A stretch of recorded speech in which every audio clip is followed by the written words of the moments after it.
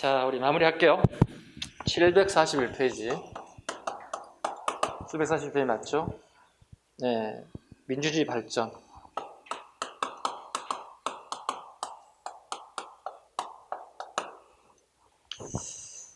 자, 신군부 등장한 5.18 민주화운동 보겠습니다. 자, 신군부 보겠습니다. 차기화 대통령이 선출됐습니다. 박정희 대통령 서거 이후에. 그리고 전두환 신군부가 권력을 장악했다. 이걸 12.12 사건, 12.12 사태라고 얘기합니다. 육군사관학교 11기 동기생들, 전두환, 노태우, 정호영, 이와 같은 인사들이 정성화 계엄사령관을 체포하고 본인들이 권력을 잡고, 그 다음에 차기화 대통령을 하야시키고, 본인이 군복을 벗고 다시 박정희 대통령이 했던 똑같은 모습으로 대통령의 자리에 오르게 되었습니다. 자, 5.18 민주화운동 보겠습니다. 80년입니다. 신군부 세력은 5.17 비상계엄을 전국을 확대, 정치 인사들 구속. 경과 신군부 세력은 계엄령 철폐와 김대중 석방을 요구하며 시작된 5.18 광주민주화운동은 무장군을 동원해 무자비하게 탄압하게 되었습니다. 그러니까 차기화 대통령이 당선됐으면 그분이 임기를 지켜주는 게 맞죠. 그래서 신군부에서 그분을 퇴임시켜버리고 본인이 다시 그 차기화 대통령 자녀 임기를 차지하게 되는 거예요. 그래서 대통령 두 번 해먹는 거야. 자, 전두환 대통령 임기가 7년짜리입니다. 근데 그건 봐보세요. 계엄령을 통해서 권력을 잡았지 차기화 물러나게 다시 권력을 잡았지. 그건 한 10년 가까이 해먹은 사람이에요. 무지무지하게 해먹은 거죠. 권력을 누린 거죠. 이때 80년에 강주에서 5.18 민주화운동이 발생. 영향 보겠습니다. 신군부의 무력 사용에 미국이 방조했다는 판단 아래 82년에 서울 미국 문화원 점거, 본격적인 반미운동이 촉발되었다. 서울에 있는 미국 문화원하고 부산에 있는 문화원하고 강주에 있는 문화원 추가합니다. 부산과 강주도 추가합니다. 네. 그 문화원을 기습 점거해서 옥상에 올라가서 민주화 운동을 하게 되었다. 미국이 이제 어떻게 발칵 뒤집어지는 거예요. 자기들이 생각하고는 자유민주주의 국가에서 미국을 싫어하는 학생들의 반대 시위가 문화원을 점령해서 프랭카드를 걸어냅니다. 반미 프랭카드를 걸고 그 다음에 미국 성조기를 불러 태우는 일이 벌어집니다. 이게 미국 애들은 되게 수치스럽죠. 그렇잖아요. 자기네 국기가 누군가에서 불러 태워진다 생각, 짓밟거나 태워진다 생각해 보세요. 반대로 우리 태극기가 어느 나라에서 불태워지거나 막 짓밟는 행위가 벌어졌다고 생각하면 어때요? 우리가 되게 수치스럽고 창피하고 분노하죠. 왜? 태극기는 우리 얼굴이잖아요. 우리를 상징하는 한 국가를. 근데 미국에 이런 상황이 발생됐어요. 미국이 깜짝 놀랄 수밖에 없어요. 왜? 그 대상이 대학생들이에요. 대학생들이라고 하는 건 뭐죠? 지식인이에요. 그 시대에. 지금도 마찬가지지 않겠습니까? 지식을 탐구한 학생들이, 진리를 탐구한 학생들이 이건 아니라고 생각하고 반미운동을 하는 거잖아요. 이거 미국이 쇼크를 받을 수밖에 없는 상황이 발생된 거죠. 결국 우리 학생들 뭐죠? 전두환이 권력을 잡는데 미국 정보부가 알고도 그걸 묵인했다는 거예요. 당신들 책임지라는 거예요. 지금 생각해보면 어떻게 맞는 얘기 같지 않나 여러분들? 그렇잖아요. 그 시기에는 어떻게 해요? 대부분 사람들이 학생들은 다 옳다고 생각하는데 일반 시민들이라든가 이런 분들은 너무 심하지 않은 이런 식의 표현을 했다는 거죠. 시대가 지나고 봤더니 어떻게 그 학생들의 주장이 그렇게 틀린 건 아니었던 거예요. 왜? 최근에 그 당시에 정보 관련 문서들이 비밀이 풀려나오기 시작한 거예요. 미국이 이 사실을 알고 있었다는 거예요. 왜? 전두환 같은 권력자들이 쿠데타를 잡아가는 사정을 다 알고 있었다는 거예요. 그걸 미국이 저지시키지 못했다는 거예요. 왜? 민주주의를 추구하는 미국이라는 나라가 이거 왜 저지 못했느냐. 이건 방조했기 당신이 책임지라는 거거든. 학생들이 주장이거든. 이 상황입니다. 페이지 넘겨가겠습니다. 자, 전두환 정부 보겠습니다. 우리 조선시대 공부하면 이런 얘기 잘 하죠, 제가. 쿠데타를 통해서 권력을 잡았던 사람들이 되게 시험에 잘 나온다.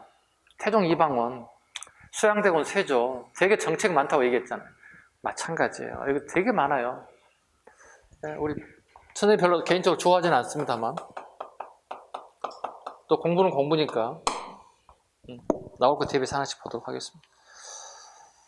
자, 신군부가 전두환 정부입니다. 국가보위 비상대책위를 구성하였다. 국보위라고 합니다. 줄여가지고 국보위를 설치했다. 차기화 대통령 사임, 통일적 국민회의에서 전대한 대중 선출. 통일적 국민회의라는 건 좀 낯설죠, 여러분들?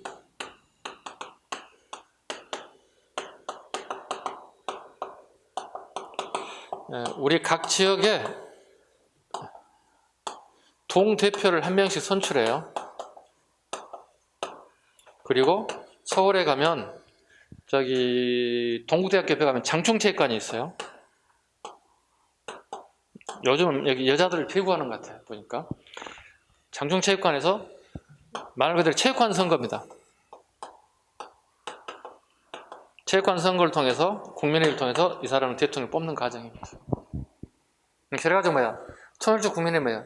반대하는 사람들께지만 거의 다 자기 편들로 구성되어 있는 사람들이라고 봐야 돼요. 하루 내지 이틀 전에 전부 다 동대문 운동장, 장충체육관 그 근방에 전부 다 숙소를 다 정해서 지방에서 전부 다 버스를 대절 전부 다 동원시켜서 먹여주고 재워주고 선거날 말 그대로 요식행위만 하는 절차를 밟는 것들이에요. 그럼 어떻게 이탈표들은 다 막아버릴 수 있다는 거예요. 네. 이탈표를 다 막을 수 있어요. 반대하는 편은 어떻게 오지 못하게 상계 못하게 막아버릴 수도 있어요. 고속도로상에서 막아버릴 수도 있다는 거예요. 유화정책 갑니다. 이게 시험에 잘 나오고 별표 갑니다. 별표 한 3개 갑니다. 자, 권력을 잡으면 반대하는 세력이 많기 때문에 부드러운 정책을 좀 펼칠 필요가 있다. 야간 통행 금지 해제. 10시에서 4시까지가 야간 통행 금지 기간이었어요. 이제 야간 통행 금지를 해제했습니다. 그 다음에 두발, 선생님 봐주세요. 이 귀 밑에까지 남성들이 머리가 오면 안 돼요. 장발로. 그래서 경찰들이 가위를 가지고 다니면서 시내 돌아다니면서 잡혀서 다 잘라버렸어요. 박정희 정부 시기에. 여기까지 올 수도 있고 묶을 수도 있고 이만큼 꽁지머리를 할 수도 있고 마음대로 할 수 있잖아요. 자유잖아요. 자기 신체에 난 털을 뽑든 길든 누가 이걸 간섭하냐고요. 이게 두발 자유는 당연히 있어야 되는 얘기인데 뭐 대단한 일을 한 것처럼 나와 있습니다. 그 다음에 중고등학생들 교복 자유라. 까만 교복 입었거든요. 교복의 자유라. 그 다음에 스포츠 산업 활성화, 프로야구, 프로실험. 이게 82년이에요. 1982년에 프로야구하고 프로씨름이 만들어졌어요. 이때 프로야구는 6개 구단이 6개 구단이 만들어졌어요. 6개 구단이. 지역연구란 이거 뭐죠? 일종의 전두환 대통령의 3S 정책이에요.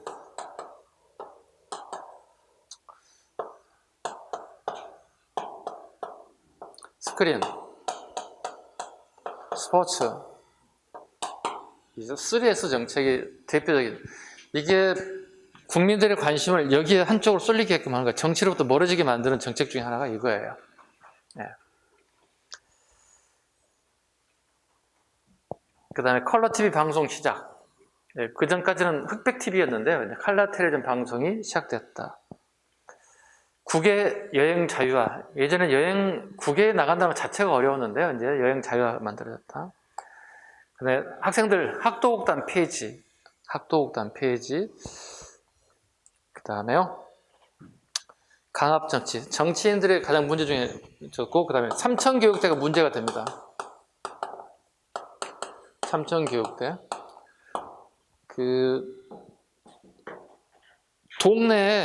동네에 약간, 이런 말 해도 될지 모르겠다. 건달 성향을 가진 친구들이 있어요. 이 친구들 전부 다 삼천교육대 가서 교육을 시키겠다는 거예요. 일종의 정화교육 시키겠다.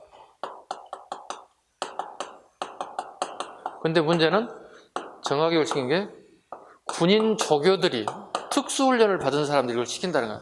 강압적인 방법을 통해서 두들겨 패고 심하면 죽이기까지 하는 이런 만행이 저질러졌어요. 근데 문제는 아까 방금 얘기했던 그런 분들이 아니라 선의에 피해를 입은 분들이 상당수가 많다는 겁니다. 어쩌다가 얻어 걸린 사람들이 되게 많다는 거예요. 아무 관련 없는 사람들이. 아주 선량한 시민들이 체포돼서 나간 경우 되게 많았다는 거예요.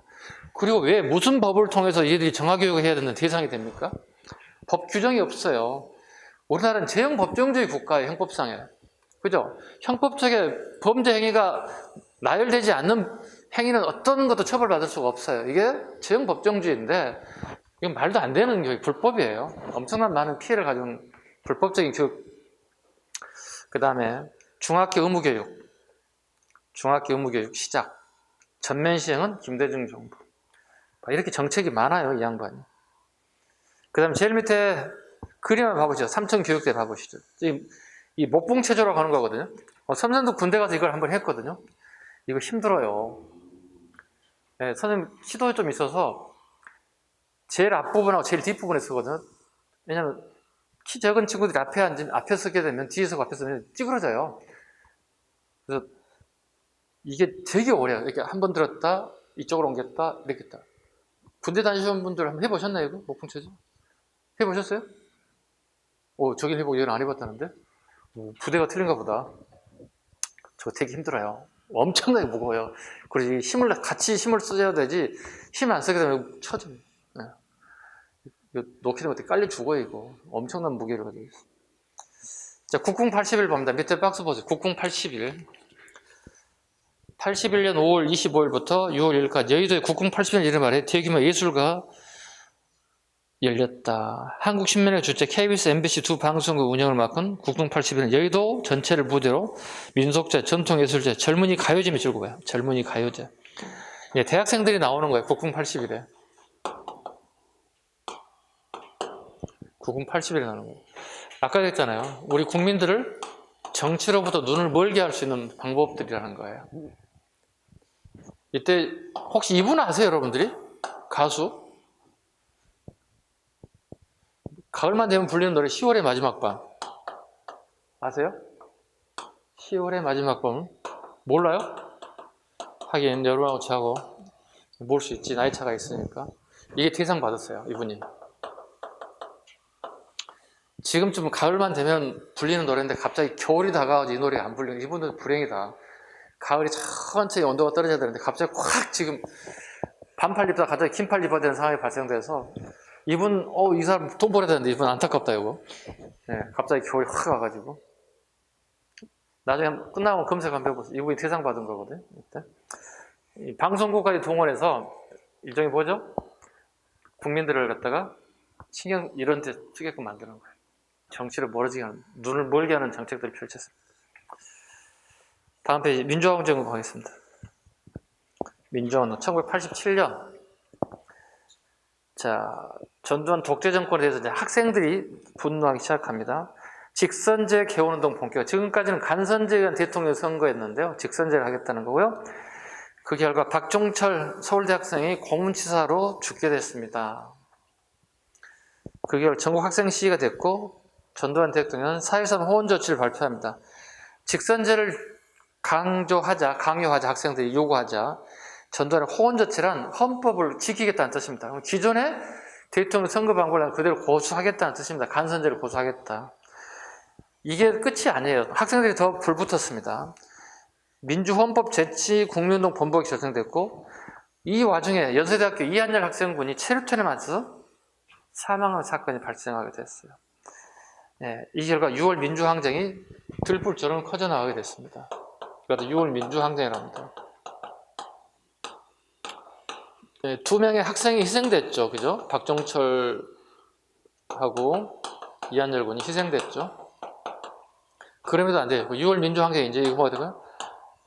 불붙어요. 학생들 기본이고요. 전국의 모든 학생이 6월 민주항쟁, 여기 전국의 모든 대학생들이 다 들어갑니다. 서울로 출발했던 게 지방까지 다. 학생들이 데모하지 않는 학교는 이상한 학교가 됐어요. 그때 시대상이 봤을 때 이상한 학교인데 제 학교는 학생이 아닌가 봐, 뭐 이런 식이었다. 여기 누가 추가되는 거죠? 시민들이 오게 되는 거예요. 시민 다음에 마지막에 누가 오나요? 이제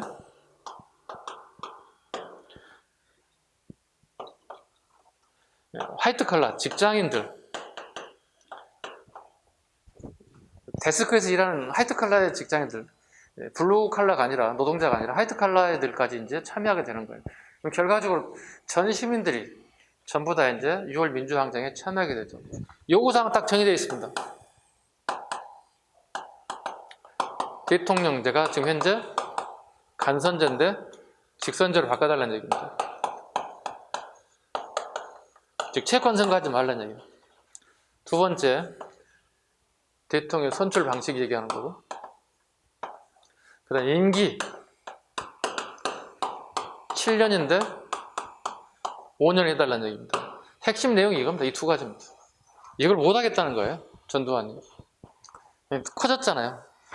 이때 커지자 이제 그 당시에 전두환 대통령 친구이자 민주정의당의 줄여서 이제 민정당이라고도 합니다. 민정당이라고 합니다. 노태우 후보가 앞으로 나올 대통령 후보가 이 요구사항을 전격 수용합니다. 직선제하고 5년제 하겠다 전격 수용합니다. 그래야만 이 문제가 해결되거든요. 그리고 더 추가합니다. 정치가 지금 금지되어 있는 JP, DJ, YS를 갖다가 정치 해금하겠다는 뜻입니다. 정치 해금하다는 얘기 뭐죠? 앞으로 대통령 출마해도 됩니다. 이런 뜻이에요. JP는 김종필을 얘기합니다. 아시죠? 이거는? 김종필. 몇 해 전에 돌아가셨습니다.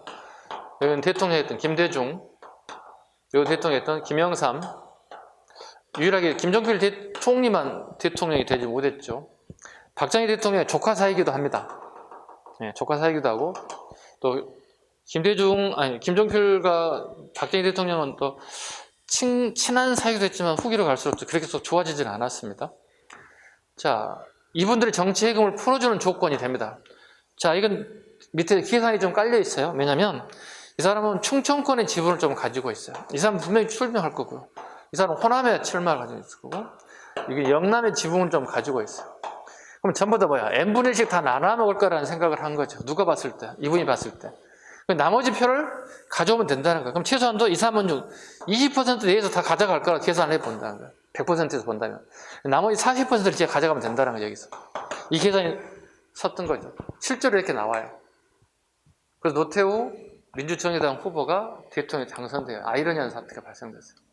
왜? 이 사람들이 하나로 뜻을 모으지 못했어요. 왜 못했을까요? 이 사람들은 병 걸린 사람들이야. 중병이야. 대통령 병 걸린 사람들이야.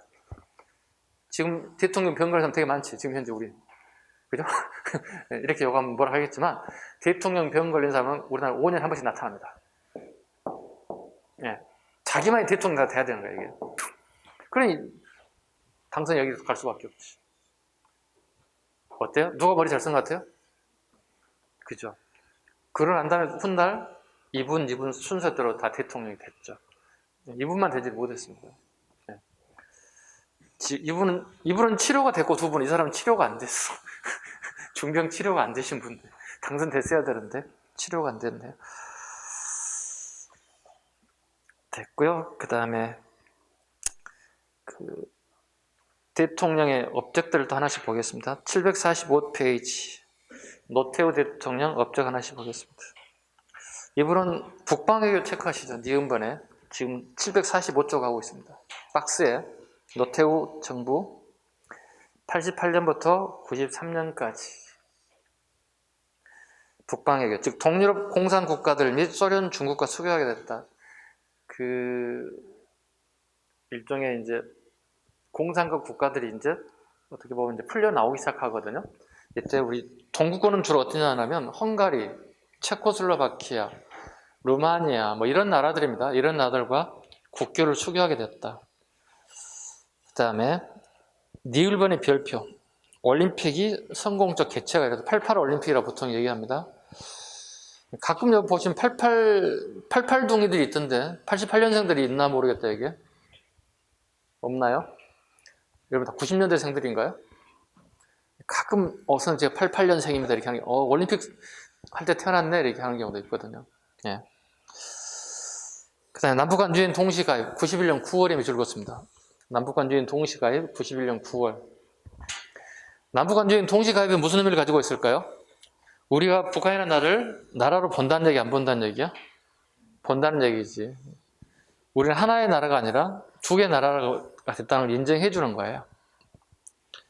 그 다음에 91년 12월 하해 불가침 결의협력에 관한 일명 남북기본화협에서 별표 5개. 기출 다수제거나 별표 5개고 기출 다수예요. 그래서 동시 유행 가입하고 기본화해서 같은 연도인데 9월하고 10월이면 선후관계도 잡으셔야 될 거고 하해 불가침 결의협력에 대한 기본 합의서가 이루어졌던 사실입니다. 다음 페이지 김영삼 대통령 지방자치제 전면 실시 지방자치단체 선거 오늘날에 도지사, 시장, 군수들이 김영삼 정부 때 전면 실시가 되었다. 내년에는 6월 달에 있습니다. 내년에 3월 달에 대통령 선거고 6월 달에 지방자치단체 전면 선거가 있습니다. 그 다음에 공직자 재산 공개, 고위공직자 재산 공개 별표, 금융실명제 별표, 자기 이름으로 통장 개설해야 됩니다, 앞으로. 그 다음에 OECD, 경제협력개발기구에 가입됐다. 좀 빠르다고 생각했는데 가입됐다. 그러다 보니 우리나라에 안 좋은 것은 맨날 1등하지. 안 좋은 게 뭐야? 교통사고 맨날 1등이야, OECD 가입되죠. 그렇지 않나요? OECD 1등, 교통사고. 그래서 꼴등이 뭔지 알아? 출산율 꼴등. 안 좋은 건 다 우리나라에 포함돼. 왜? 이제 막 OECD에 가입된 얼마 되지 않는 나라이기 때문에 항상 안 좋은 건 꼴등. 그 다음에 애한 얘기, 우리가 IMF로부터 달러를 지원받았습니다.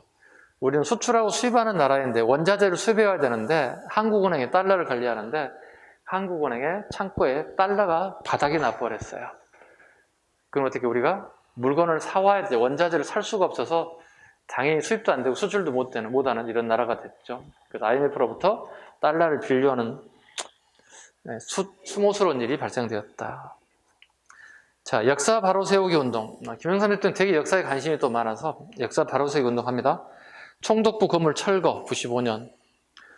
지금의 강화문 자리에 있었습니다. 이걸 철거하고 그리고 강화문을 복구했습니다. 여러분 강화문은 가서 볼 때 강화문을 볼 때 무지하게 공사 길게 했거든요. 김영삼 대통령 생각하시면 됩니다. 아, 이게 김영삼 대통령이 만들었지? 그 다음에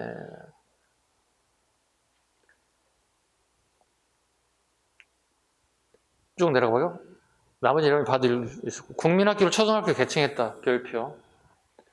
우리 한국 식민화 정책에 국자 명자를 따서 만든 학교가 이제 드디어 초등학교라고는 개칭이 되었다. 여러분 전부 다 초등학교 졸업자들인가요? 초졸?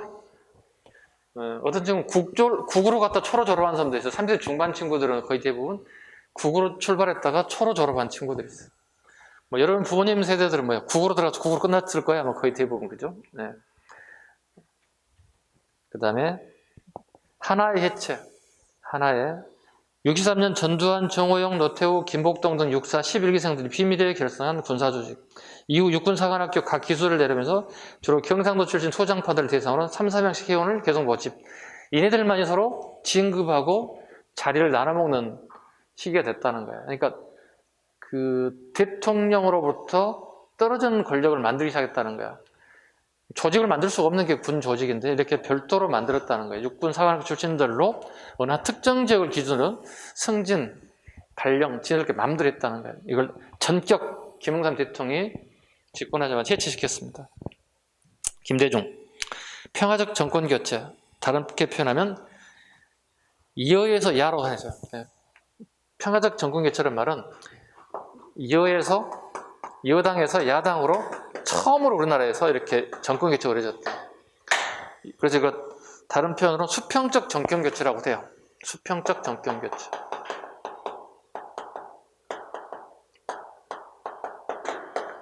수평적 정권 교체가 이루어졌다. 그 다음에 6.15 남북 공동선언 2000년 별표 5개. 처음으로 우리가 옆에 나와 있습니다만 김정일을 갖다가 김대중이 평양 방문해서 만나게 됩니다. 첫 번째 1차 정상회담이라고 얘기합니다. 그 다음에 노무현 가겠습니다. 노무현. 니을번 행정수도 이전 추진 별표합니다. 행정수도 이전.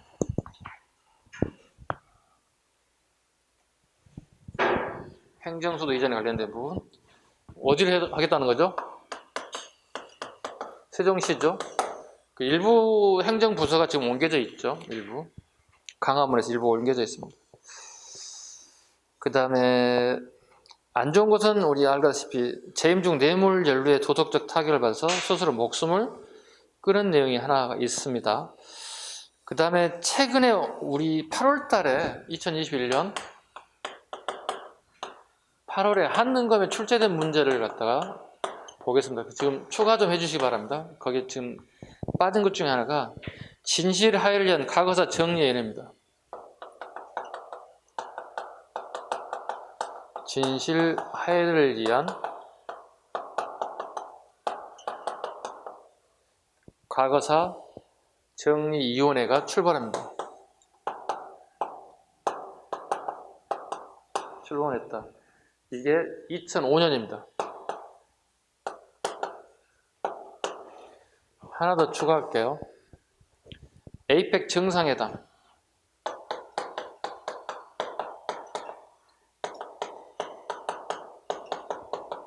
네, 노무현 정부 때 에이펙 정상회담이 부산에서 일어났다.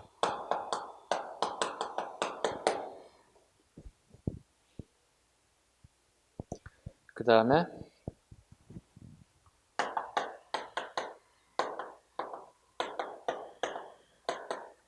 질병관리본부가 신설되었다. 보건복지부 산하에. 이게 노무현 정부 때 얘기하는 겁니다. 우리 책에 빠져있는 걸 추가해보자는 뜻이죠. 네, 문재인 정부 때 뭐가 되죠? 질병관리청으로 승격가 하죠. 네. 되게 중요하지 않을까요, 지금 현재? 네, 코로나19를 갖다가 여기서 담당하는 것들이니까요. 노무현 정부 때까지 나오기 때문에 잡아주셔야 됩니다. 이렇게.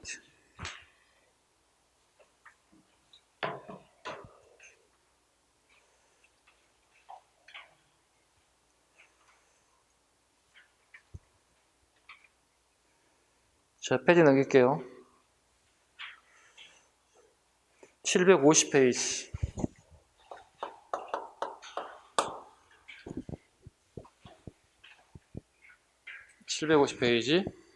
아까 304번 이미 설명을 드렸기 때문에 패스할게요. 반복되니까. 두 번째, 박정희 정권 경제개발 계획입니다.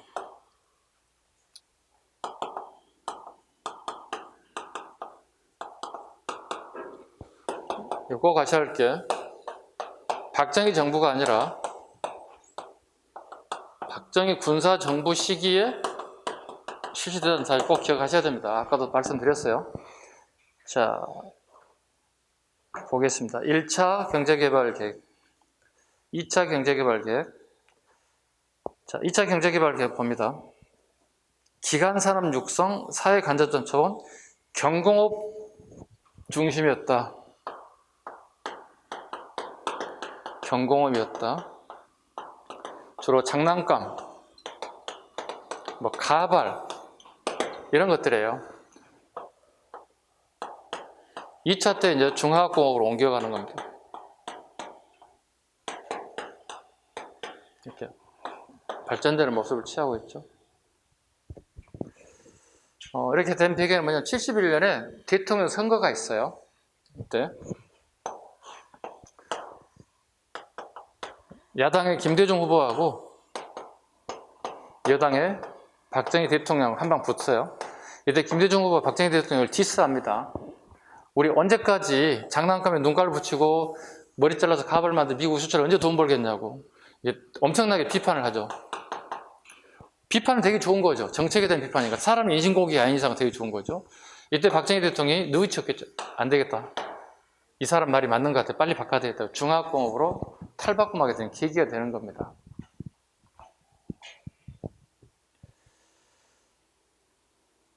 그 다음에 석유파동 볼게요. 3차, 4차 개발 중에 봐봅니다. 제일 밑에 2기편 1차 석유파동 73년 5.1달러로 국복, 중동 축수, 우리나라의 대기업들이 엄청나게 많이 도움본 게 1차 석유파동이 73년입니다. 2차 석유파동 때 돈을 벌까 싶어서 우리 기업들이 중동으로 다 갔지만 우리가 실패하게 됐습니다. 이거 2차입니다. 78년이라 얘기할 수 있고 79년에 이거 상관없습니다. 그러니까 78년 후반부터 79년이기 때문에 선생님 통상 79년을 얘기했지만 78년도 가능해요. 상관없어요. 연결되어 있기 때문에요. 기업인들 중동 진출 실패했습니다. 그 이유는 서구의 석유 저장, 석유를 위해서 큰 탱크를 만들어 저장한다든가 에너지 전략을 대비해서 차량을 갖다 10부제 운영을 한다든가 에너지 전략은 정책이 1차 때 실패했던 부분을 이미 서양 애들이 이걸 전부 다 감지하고 있더라. 더불어 정치 변동, 우리나라에 부마 사태가 발생돼 부산 마사에서 민주화 운동이 발생하고 이런 것 때문에 그래가지고 1차, 2차 석유 오일 파동에 대한 얘기들 순서 잡으시면 됩니다. 1차는 우리가 떼돈을 벌었다. 쉽게 얘기해서 어디에 가가지고 중동 국가에 열사의 나라에 가가지고 얘들이 오일 달러를 무지하게 돈을 많이 벌었다고. 얘들이 할 수 있는 거예요. 돈이 생기면 제일 먼저 하는 게 뭘까요, 여러분들? 큰 집을 지어, 단독주택. 그럼 큰 주택 지은 다음에 뭘 할까? 아주 비싼 차를 사. 지금 우리 살고 있는 모습과 거의 비슷해. 그렇잖아. 여러분 집에 생각해봐. 우리 아빠 엄마가 돈을 벌 때 아파트 큰 걸 샀어. 갑자기 아빠가 예차를 하나씩 딱 뽑았어. 그래서 여러분 차 하나 필요하니? 이렇게 물어봤어. 돈 생기면 다 그거야. 중동의 가부를 처음에 이걸 이렇게 했다고. 자, 봐봐. 그러면 집을 지으면 가장 중요한 게 뭐예요? 상하수도 시설이 돼 있어야 돼. 아니, 먹고 싸는 게 상하수도잖아. 이게 안 되면 어떡해? 집이 아니지, 안 되면은. 근데 상하수도 시설 누가 해야 돼? 지네들이 해야 돼. 근데 그 기술이 없어, 그 애들이. 그 기술 누가 가지고 있어? 유럽 애들이 가지고 있어. 그 유럽 애들이 영상 40도 되면서 50도까지 올라가는 거 가서 일을 안 한다고. 돈을 억만금을 줘도 안 한다고. 근데 우리나라 애들한테 월급 100만 원 받던 애들이 갑자기 한 달 200만 원 줄 테니까 와, 그러니까 다 갚아버린 거야. 그래서 동아건설, 신동아건설 이런 애들이 현대 이런 애들 싹 가지고 떼돈을 부은 거야. 왜? 당연하지. 상하수도 시설에. 그 다음에 뭐 있어? 자동차 있으니까 뭐 해야 돼? 도로 포장해야 돼. 우리 주특기야. 뜨거우든 말든 돈만 주면 그냥 하는 사람들이야. 따블로 준다니까 그냥 가서 다 돈을 모아놓은 거예요. 그때 우리 사회 풍경은 뭘까요? 결혼한 남성들이 가서 집에 누가 있어? 기혼 여성들이 있겠지. 기혼 여성들이 사회적인 문제가 발생될 수 있어. 남편이 없으니까 무슨 일을 할까? 클럽에 가가지고 춤을 못 추는데 제가 이렇게 춤바람이 나서 사회 문제가 발생하게 돼요. 사회 문제가 발생돼요. 시장 바구니를 같이 가지고 가. 시장에서 시장을 보고 나서 클럽 앞에다 쫙 일렬로 쫙 진열해놔. 우리 시아버님 올 때라도 밥 해야 되겠다.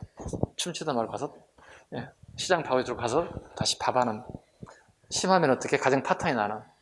남편이 벌어준 돈, 그 대학볕에서 벌어둔 돈 다 소비해버릴 경우도 있고, 또 바람나서 도망가는 부분들 발생하고, 이게 사회 문제가 발생되기도 해요. 그러니까 항상 올라가는 게 있다면 항상 마이너스적인 문제 항상 사회적인 문제가 항상 발생한다는 그런 문제가 발생해요. 그런데 지금 이거 돈 벌었다고 그랬잖아요. 1차 때. 70년대 후반 되면 2차 때 돈 벌겠다고 우리가 미래에서 파견됐다는 거야. 와, 그런데 뭐가 돼? 유럽 애들이 1차 때 피해봤잖아요. 저장 탱크를 엄청나게 만들어서 비축유를 만들어놨어. 그 다음에 차량이 되게 소비 많잖아요. 기름이. 그네들은 땅덩어리 넓다 보니까 출퇴근을 전부 차 타고 가고 다니는 애들이잖아. 우리처럼 버스 타고 지하철 타고 다닐 수 있는 거리가 아니잖아요. 너무 멀어서. 차를 다 하나씩 다 가지고 내리다 보니까 차를 다 10부제를 또는 5부제를 만들어서 차를 못 다니게끔 운행을 딱 만들어 버렸어. 기름이 부족하더라도 어떻게? 그걸 충분히 세이브할 수 있는 상황을 만들어놨다는 얘기예요. 그럼 결과적으로 2차 오일 파동에 대비해서 우리가 기업들이 되게 파견됐는데 어떻게? 돈을 못 벌고 왔다. 실패하고 왔다는 거예요. 자, 정리합니다. 1차는 어떻게 했다? 우리가 돈을 벌었다. 기업들이. 2차는 어떻게? 돈 벌겠다 하고 미래에서 파견됐는데 어떻게 했다? 돈을 벌지 못했다. 왜? 유럽 애들이 이미 1차 때 실패했기 때문에 대안을 만들어놨다는 것. 80년대 이후의 경제 갑니다. 오른쪽에 전두환이 갑니다. 3조 호황, 저달러, 저금리, 저유가, 저금리. 자, 3조 호황, 고도성장, 국민소득 증가됐다. 이건 전두환 대통령 시절에 그분이 정치를 잘해서가 아니라 이 상황이 되게, 주변 상황이 되게 좋아서 경제가 좋았다는 뜻입니다. 그런데 80 되신 노인들을 만나면 항상 하는 얘기가 우리가 살 때 전두환이가 정치를 제일 잘했다는 거야. 그럼 제가 할 말을 잃었습니다. 뭘 잘했다는 겁니까? 구체적으로. 경기는 좋았지 막 이러거든. 뭐가 좋았어요? 뭐 저달러, 저유가, 저금리. 지가 잘했나? 이렇게 얘기하죠. 제가. 환경이 좋아서 얻어 걸린 거지. 말도 안 되는 얘기하고. 지가 무슨 총만 가지고 쏠 사람이 무슨 경제학 책 한 권도 안 읽어본 사람이 무슨 경제는 경제야. 기업 통폐합. 대표적인 국제그룹. 그러니까 수없이 많은 그룹들이 통폐합되고 말았습니다. 왜일까요? 대통령의 마음에 안 드는 사람들, 정치 자금을 적게 주는 사람들. 삼성, 현대는 400억, 500억 주는데 국제그룹은 돈이 없어 100억밖에 못 줬다는 거예요. 근데 흑자 기업인데 부도를 내버렸어. 언론 통폐합. 신화일보, 경향신문, 국제신문. 신화일보, 경향신문을 평가하고 국제신문이 부산일보, 영남일보가 매일신보예요. 동양방송, 동아방송이 KBS2로 넘어갔습니다. 서울에 있는 동아방송이 그래서 오늘날에 KBS 1 있고 2가 있어요. 제가 전부 다 전두환 때문에 그렇습니다. 그 다음에 서울경제신문이 한국일보로, 네 경제신문이 코리아 헤럴드로 통폐합되겠다. 언론은 그 다음에 기업들이 통폐합되겠다. 노태우 할 거 없고요. 김영삼 OECD 가입, 우루과이 라운드, 농산물 수입. 저기 남미에 우리가 바나나를 먹을 수 있고, 그 다음에 파인애플을 먹고 이렇게 저렴한 가격으로 먹을 수 있는 이유는 우루과이 라운드 때문에 그렇습니다. 농산물이 수입됐습니다. 그 이유는 우리가 자동차를 갖다가 관세 없이 팔 수 있게끔 경쟁력을 가지기 위해서. 네, 이게 이제 문제가 된 게 뭐냐면, 김영삼 대통령이 대통령 후보로 나왔을 때 나는 절대로 우루과이 라운드를 지지하지 않겠다 이렇게 농민들을 향해서 표를 넣어서 공표를 했다고. 끝나고 봤더니 자동차 파는 게 더 이긴 것 같아. 보고를 받아봤더니 그 자동차를 무관세로 팔고, 그 다음에 바나나, 파인애플도 무관세로 우리가 받자. 그래서 여러분들이 바나나 저렴한 거예요. 3,000원, 4,000원 파인애플, 그 다음에 바나나 먹을 수 있잖아요. 마트에 가면은. 예전에 어떻게 했어? 이거 오기 전에는. 우리가 나오는데 보통 2만 원, 3만 원 했다고. 이 정도 하나에. 그럼 되게 비싸지, 그게. 먹는 음식인데 그렇게 비싸면 먹지 못하지. 네. 그때 엄청난 데모 상황이 발생되기도 했습니다. IMF 금융 지원을 받게 되었다. WTO 세계무역기구에 가입하게 되었다. 김대중 IMF 극복. 대표적인 방법이 금모기 운동입니다. 네. 김대중 대통령 시기에 집에 있는 결혼 반지, 애들 돌반지 다 가져왔습니다. 네. 선생님 결혼 반지 갖다 줬습니다. 선생님 결혼 반지가 없어요. 예전에 차고 다니는 거 하나 있는데요. 네. 안 차고 왔네요, 제가. 네. 안 차고 다니면 별로 안 좋은 소리 듣는데도 까먹고 다니면 돼요. 그 다음에, 이 정도 정리하고 되겠습니다. 자, 넘겨가겠습니다. 쭉 넘겨가겠습니다. 통일 정책을 마지막으로 빠른 속도로 한번 가보겠습니다. 756페이지.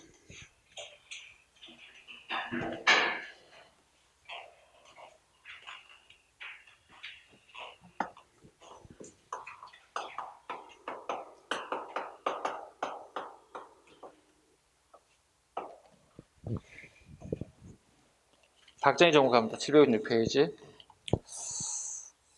69년에 닉슨 독트린, 아까 설명드렸죠? 닉슨 독트린. 그 냉전이 이제 완화되기 시작한 거예요. 미소 간에. 콜드워가 약해지기 시작했다. 그 결과 71년에 박정희 대통령이 남북 적시자회담을 하게 되었다. 그 전까지 60년대까지 뭐 했다고 그랬죠? 아까 남북 간에 체제 경쟁이 있다고 그랬어. 그죠?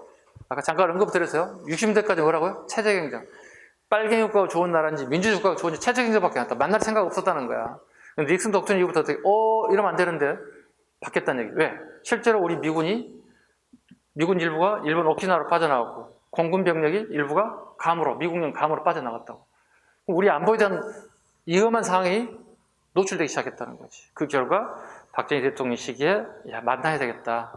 남북 적시자회담, 비정치적 기구라고 할 수 있는 적시자회담부터 만나게 되었다. 자, 그리고요. 남북대에 물꼬를 텄다. 자, 오른쪽에 7.4 남북 공동성명 갑니다. 별표 5개입니다. 별표 5개. 그 당시 중앙정보부장한테 이후락을 보내서 평양과 서울에서 동시 발표입니다. 처음이자 마지막입니다. 지금 현재. 평양과 서울 동시에 7월 4일 오전 10시 동시 발표합니다.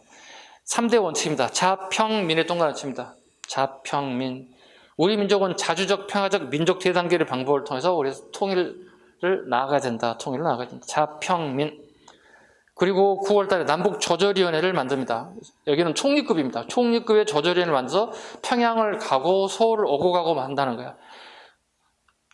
그래서 통일 분위기가 업됐다 적어놨습니다. 총리급의 고위급 회담이 이루어졌다. 결과 남북 간의 독재 권력이 강화됐다. 9월 달까지만 하더라도 할게요. 통일 분위기를 업시켜놨더니 10월 되니까 갑작스럽게 두 개 나라가 이상한 짓을 합니다. 남쪽과 북쪽이. 유신헌법을 만들었어. 신사회주의 헌법을 만들었어. 유신헌법 뭐가 되는 거죠? 독재가 되는 거고. 이건 독재죠. 주석제가 처음 등장하죠. 그래서 김일성이 뭐가 되는 거예요? 주석이 되는 거야. 한 사람이 입법, 사법, 행정 모든 권한을 다 가져가는 거야. 그죠? 김구 선생이 하면 강력한 리더십이지만 여기는 독재지.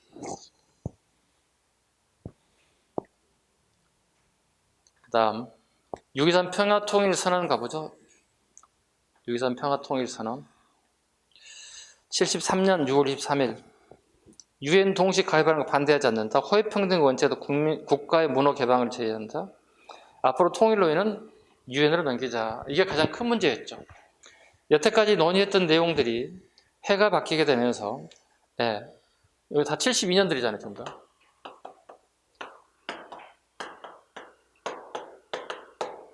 6.23 선언이 나타났다고. 앞으로 통일 논의, 남북 간의 통일 논의는 앞으로 유엔으로 이관하자. 그동안 했던 것들이 전부 다 획득해요. 북한 애들이 우리 정부에 대해서 어떻게 좋은 감정일까? 좋지 않은 감정일까? 좋지 않은 감정이지. 속된 말로 얘들이 우리나라를 이렇게 욕했다고. 북한 애들이 우리를 이렇게 욕했다고. 왜? 그동안의 만남이 되게 수포로 돌아가 버렸잖아요. 그네들 입장이죠. 우리는 우리의 통일 정책이 있었으니까 어쩔 수 없었겠지. 전두환 정부 갑니다. 자, 남남 이산가족 3법 1983년입니다. 6.25 전쟁 때 남쪽에서 헤어진 가족들 KBS 방송국을 통해서 만나는 행위가 이루어졌습니다. 83년. 그 다음에 남북 이산가족 3법. 이게 전쟁으로 인해서 또 이데올로기를 통해서 남과 북이 서로 쪼개져 있는 가족들을 서로 만나게 해주자. 이게 85년. 다음 페이지. 노태우 정부. 7.7 선언입니다. 88년 올림픽을 앞두고 있습니다. 북한을 경쟁 상대로 인식하지 않고 적극적인 대북 협력이지. 왜 올림픽을 앞두고 있는 북한 애들이 휴전선이라든가 이런 데서 군사적인 침략을 갔을 때 세계 여론이 되게 안 좋아지겠죠. 왜? 올림픽을 치르는 되게 위험하다는 생각을 가지게 되면 참석률이 떨어질 수 있어요. 이걸 방지하기 위해서 7.7 선언을 통해서 우리는 상대방을 북한을 적으로 보지 않는다 이렇게 선언해 주는 겁니다. 통일 3대 제시 원칙이 있습니다. 자주, 평화, 민주입니다. 아까 자평면의 민족 대단계리고 여기는 자주입니다.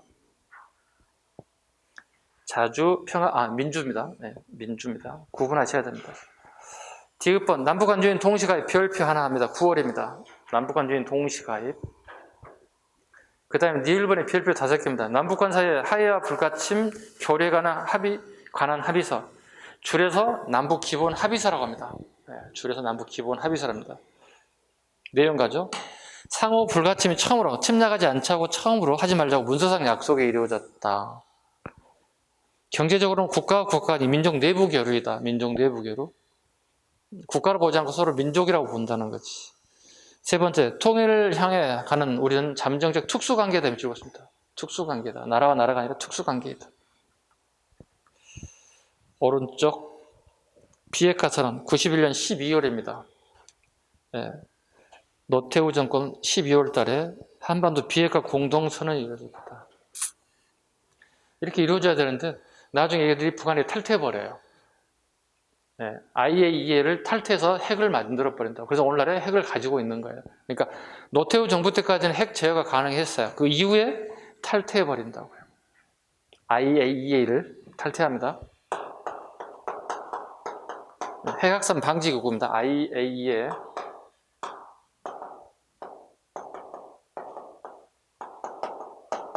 유엔 산하의 핵확산 방지기구 IAEA를 탈퇴해버리죠. 북한 애들이. 그리고 애들이 핵무기를 소유해버리죠. 지금 애들이 핵무기를 만들고 있고 가지고 있고 이게 우리의 가장 큰 골칫거리이기도 합니다. 그렇죠?